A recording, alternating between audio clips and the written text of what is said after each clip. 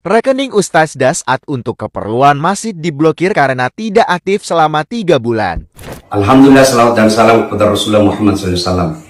Semoga para pengambil keputusan di negara ini tetap dalam lindungan Allah, berkat pekerjaannya jadi pahala dalam bekerja.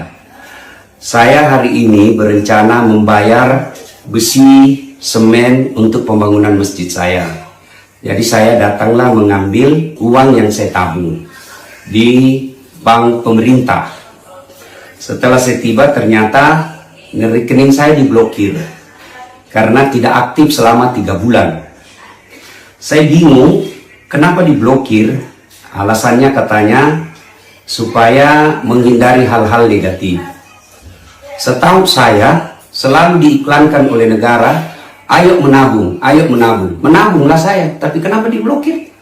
Namanya menabung, disimpan duit. Kalau tidak disimpan, diambil terus bolak-balik, lebih baik simpan di dompet. Namanya kita diajak menabung, ya kita simpanlah.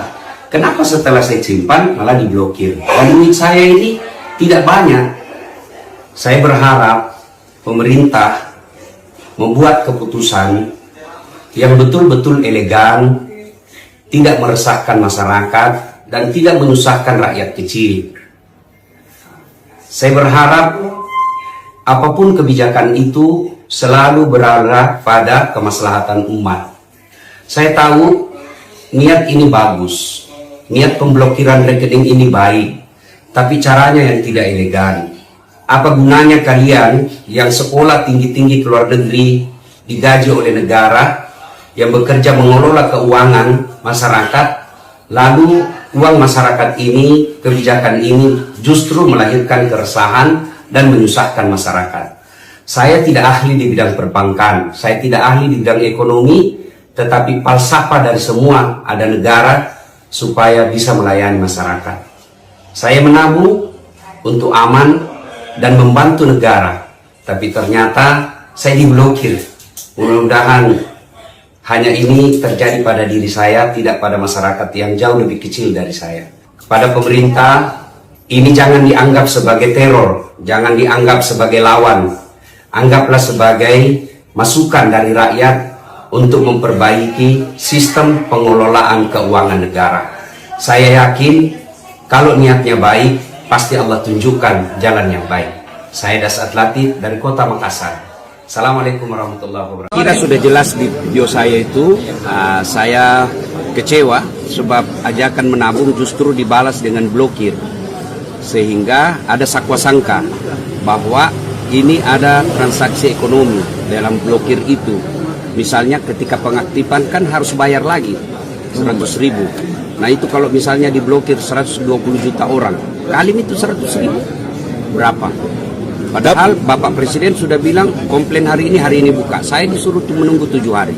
Kapan mengetahui dananya diblokir? Hilang di anu saya, aplikasi saya. Mobile banking.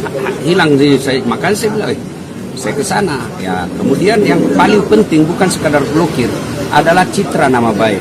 Setahu saya, orang yang diblokir keuangannya itu dicurigai ada tindak pidana, ada transaksi kejahatan.